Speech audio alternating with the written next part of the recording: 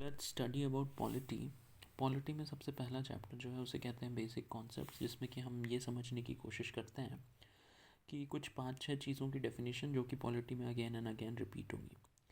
मैं ये chapter based videos बनाऊंगा और इसमें जो है कोशिश करूंगा कि हर एक वीडियो 5 मिनट में हो और 5-10 मिनट में एक चैप्टर ख़त्म हो जाए। So let's begin.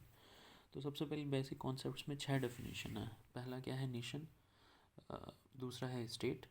फिर उसके बाद टेरिटरी, टेरिटरी के अंदर पॉपुलेशन, पॉपुलेशन के अंदर गवर्नमेंट, गवर्नमेंट के अंदर सोवरन।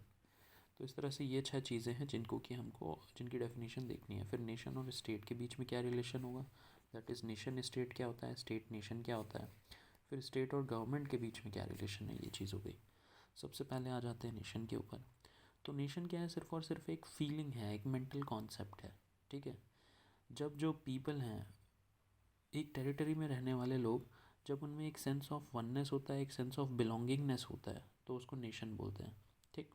स्टेट क्या होता है, स्टेट एक रियलिस्टिक कॉन्सेप्ट है। स्टेट को आप एक ऐसी पॉलिटिकल एंटिटी के रूप में समझ सकते हैं जिसके 4 कंपोनेंट्स होते हैं। पहला, एक टेरिटरी होनी चाहिए, उस टेरिटरी के अंदर कुछ पॉपुलेशन होनी चाहिए, पीपल होने चाहिए, उन लोगों की एक गवर्नमेंट होनी चाहिए और सोवेरेनिटी। तो ये 4 कैरेक्टरिस्टिक जब होंगे तो उसे स्टेट कहेंगे। गवर्नमेंट, स्टेट में 4 कैरेक्टरिस्टिक्स थे। गवर्नमेंट एक ऐसी पॉलिटिकल एंटिटी होंगी जिसमें 3 कंपोनेंट होने ज़रूरी हैं। पहला कंपोनेंट इंस्टीट्यूशन, दूसरे पीपल, तीसरे ये पीपल इंस्टीट्यूशन में कैसे बैठेंगे उसके लिए रूल्स। मतलब सबसे पहले होने चाहिए कुछ इंस्टीट्यूशंस और ऑर्गेनाइजेशंस। इंस्टीट्यूशंस वो होते हैं जो कि पॉलिसी बनाते हैं, ऑर्गेनाइजेशंस वो होती हैं जो पॉलिसी को इम्प्लीमेंट करती हैं। तो पॉलिसी बनाने वाले example PMO, prime minister's office. Policy implement करने वाले जैसे कि यूपीएससी। दूसरा क्या हो गया, वो लोग जो कि इन इंस्टीट्यूशंस में बैठेंगे, जैसे पीएमओ में पीएम बैठते हैं। तीसरी चीज़, कुछ रूल्स और रेगुलेशंस होंगे। मतलब एक ऐसी रूल बुक होनी चाहिए जो ये बताए कि कौन से लोग इस इंस्टीट्यूशन में बैठेंगे और वो कैसे बैठेंगे। तो हमारे लिए वो चीज़ है कॉन्स्टिट्यूशन। चौथी डेफिनेशन जो है बेसिक कॉन्सेप्ट की, वो है अपनी पॉपुलेशन। पॉपुलेशन मतलब अलग अलग सब्जेक्ट में इसके अलग अलग मीनिंग होते हैं। फॉर एग्जांपल हिस्ट्री में पॉपुलेशन को सब्जेक्ट की तरह ट्रीट किया जा सकता है, जियोग्राफी में पॉपुलेशन डेंसिटी, इकोनॉमी में below poverty line, above poverty line, इस तरह के कॉन्सेप्ट हो सकते हैं। हम यहाँ पर पॉलिटी से कंसर्न है, तो पॉलिटी में पॉपुलेशन का मतलब है वो लोग जो कि एक टेरिटरी में रह रहे हैं, they are called as population. और पॉपुलेशन को पॉलिटी के बेसिस पे हम 2 में डिवाइड करते हैं, एक होते हैं सिटीजन, एक होते हैं नॉन सिटीजन। सिटीजन बेसिकली वो लोग होते हैं जिनको कि सारे ऑल सिविल और पॉलिटिकल राइट्स मिले होते हैं। तो क्वेश्चन है सिविल राइट्स क्या हैं। सिविल राइट्स हो गए जैसे आपके fundamental right, human right. Political rights कैसे हो गए, जैसे right to elect and get elected, right to vote. Non citizens क्या हो गए, जैसे सिटीजन सारे सिविल और पॉलिटिकल राइट्स एंजॉय करते हैं, नॉन सिटीजन वो होते हैं जिनको लिमिटेड या फिर रिस्ट्रिक्टेड राइट्स होते हैं। ठीक। क्वेश्चन है लिमिटेड राइट्स और रिस्ट्रिक्टेड राइट का क्या मतलब है, कि सारे राइट्स नहीं अवेलेबल होंगे, कुछ होंगे। और रिस्ट्रिक्टेड राइट का तो ये मतलब है कि सिर्फ और सिर्फ राइट टू लाइफ होगा और कोई नहीं। तो ये डिस्टिंक्शन क्यों है। तो नॉन सिटीजन्स फर्दर आपके 3 टाइप के हो गए, जिसको कि आप निमोनिक मार से याद रख सकते हो। तो एम से हो गया माइग्रेंट्स, ए से हो गया एलियंस, आर से हो गया रिफ्यूजीज़। माइग्रेंट 2 टाइप के, लीगल और इलीगल। तो जो लीगल होंगे उनको हम ज़्यादा राइट्स देंगे, दैट इज़ लिमिटेड राइट्स, और जो इलीगल माइग्रेंट होंगे उनको कम राइट देंगे, दैट इज़ रिस्ट्रिक्टेड राइट्स। उसी तरह रेफ्यूजीज़ 2 तरह के, असाइलम सीकर और रेफ्यूजी। तो असाइलम सीकर मतलब पूछ के आ रहे हैं तो इनको लिमिटेड राइट्स मिलेंगे। रिफ्यूजीज़ बिना पूछे अगर ये आ गए तो इनको रिस्ट्रिक्टेड राइट्स। एलियंस, अगर फ्रेंडली एलियंस हैं, अच्छे रिलेशन हैं उनके साथ, तो उनको लिमिटेड राइट्स। एनिमी एलियंस हैं तो उनको सिर्फ और सिर्फ रिस्ट्रिक्टेड राइट्स मिलेंगे। तो ये ख़त्म हो गया। अगली चीज़ आ गई टेरिटरी। टेरिटरी, अब देखिए स्टेट में 4 कंपोनेंट्स थे, गवर्नमेंट में 3 कंपोनेंट्स थे, उसी तरह टेरिटरी में भी 3 कंपोनेंट है। टेरिटरी में 3 चीज़ें इंक्लूडेड होती हैं, एक तो होती है स्टेट, दूसरी होती है यूनियन टेरिटरी, तीसरी एक्वायर्ड टेरिटरी अगर है कोई तो। स्टेट इंडिया में अगर हम बात करें तो 28 स्टेट्स हैं, यूनियन टेरिटरी 8 यूनियन टेरिटरी हैं। तो अगर आप बात करोगे टेरिटरी और स्टेट में, तो टेरिटरी एक बड़ा कॉन्सेप्ट है। ठीक है, यूनियन एंड इट्स टेरिटरी। तो यूनियन में सिर्फ और सिर्फ स्टेट्स आते हैं, टेरिटरी एक बिगर टर्म है यूनियन से।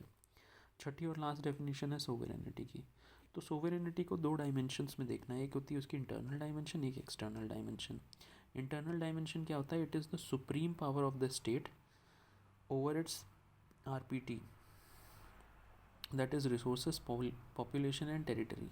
तो स्टेट की अल्टीमेट पावर, उसके अंदर आने वाली रिसोर्सेज, पॉपुलेशन और टेरिटरी, उसको सोवेरेनिटी कहते हैं इंटरनल टर्म्स में। एक्सटर्नल टर्म्स में कि कोई भी एक्सटर्नल इंटरवेंशन नहीं होना चाहिए। अगर हमारी स्टेट किसी डिसीजन को लेती है तो इंटरनेशनल कम्युनिटी कोई इंटरवेंशन नहीं होना चाहिए उनके साइड से, तो हमारी सोवरेनिटी प्रोटेक्टेड है। अब अगला क्वेश्चन क्या हो गया, अगला क्वेश्चन आ गया इनके बीच के रिलेशन में, कि अब हम ये पढ़ेंगे कि नेशन और स्टेट के बीच में क्या रिलेशन है, नेशन स्टेट क्या होता है, स्टेट नेशन क्या होता है, उनके बीच के डिफरेंस, फिर स्टेट और गवर्नमेंट के बीच में रिलेशन पढ़ेंगे। तो नेशन की अगर मैं बात करूँ तो नेशन क्या है, एक मेंटल कंस्ट्रक्ट है, जबकि स्टेट क्या है, एक रियलिस्टिक कॉन्सेप्ट है।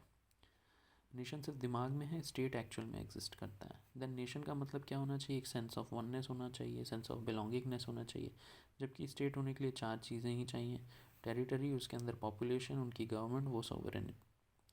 तीसरी चीज़ क्या है, नेशन में यूनिटी जो होती है वो होमोजेनिटी के कारण प्रमोटेड होती है, that is culture and religion, जबकि स्टेट में होती है डाइवर्सिटी के कारण यूनिटी प्रमोट।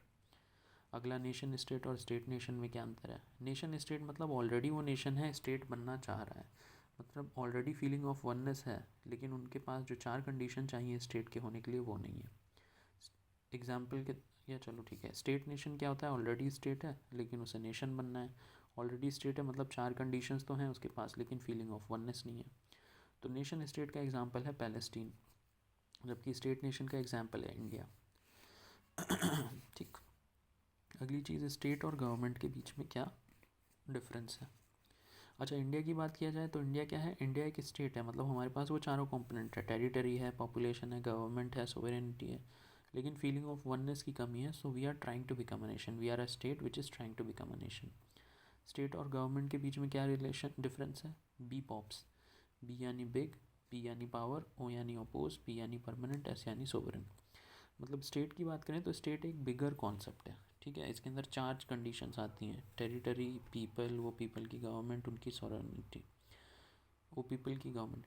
और स्टेट क्या है, स्टेट जस्ट एक हिस्सा है, ये जो 4 कंपोनेंट हैं उसमें से बस एक हिस्सा है गवर्नमेंट उसका। फिर स्टेट के अंदर लेजिस्लेटिव, एग्जीक्यूटिव, जुडिशरी सब आते हैं, जबकि गवर्नमेंट के अंदर सिर्फ और सिर्फ एग्जीक्यूटिव आर्म है ये गवर्नमेंट का, that is PONPT, politician not permanent, permanent not political, कुछ इस टाइप का है ये। तो यानी पॉलिटिशियंस और IAS IPS ये आते हैं एग्जीक्यूटिव्स में।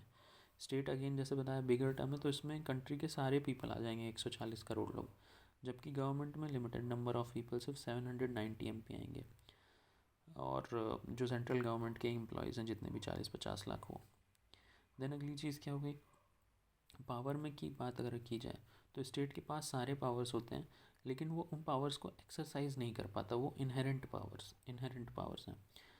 तो जो स्टेट की पावर है उसे एक्सरसाइज करने के लिए हम क्या करते हैं, गवर्नमेंट को बनाते हैं, गवर्नमेंट एक्सरसाइज करती है power on the behalf of state. तो गवर्नमेंट की पावर डिराइव्ड पावर है, जबकि स्टेट के अंदर ही पावर होती है इनहेरेंट पावर। अपोज, हम स्टेट को अपोज नहीं कर सकते, हम सिर्फ और सिर्फ गवर्नमेंट को अपोज कर सकते हैं, वो भी उसका कंस्ट्रक्टिव क्रिटिसिज्म होना चाहिए, डिफेमेशन नहीं। फिर स्टेट परमानेंट होता है, अनलेस एंड अनटिल कोई आप पे अटैक कर दे तो स्टेट परमानेंट होता है, लेकिन गवर्नमेंट टेम्परेरी होती है, हर 5 साल में बदल जाती है। सोवेरेनिटी की बात की जाए तो स्टेट सोवेरेन है, गवर्नमेंट सोवेरेन नहीं है आपकी, ठीक है, क्योंकि गवर्नमेंट कॉन्स्टिट्यूशन के ऊपर नहीं है, constitution supreme law of land है, गवर्नमेंट उसके अंदर है ना, गवर्नमेंट को तो वही मानना है। अगली चीज़, सोवेरेन और इंडिपेंडेंस के बीच में क्या अंतर है। तो सोवेरेनिटी की डायमेंशन तो दोनों होती है, इंटरनल एक्सटर्नल, लेकिन सोवेरेनिटी जनरली एप्लीकेबल होता है एक्सटर्नल टर्म्स में, to manage external affairs of the country, जबकि independence more on internal terms होता है, to manage internal affairs of the country, ठीक है। तो सोवेरेनिटी का यूज़ किसके लिए किया जाता है, एक्सटर्नल कॉन्सेप्ट के लिए, जैसे कि डिज़ाइन करते हैं जब आप अपनी फॉरेन पॉलिसी या डिफेंस पॉलिसी। और इंडिपेंडेंस जब आप कंट्री के अंदर, that is law and order वाली चीज़ें हो गई, रेवेन्यू एडमिनिस्ट्रेशन हो गया, उसे डिसाइड करते हैं। सोवेरेनिटी के लिए जो डॉक्यूमेंट होता है वो होता है फॉरेन पॉलिसी ऑफ इंडिया, जबकि इंडिपेंडेंस के लिए जो डॉक्यूमेंट होता है उसको बोलते हैं constitution of India. So that is how the first part ends about basic concepts in polity.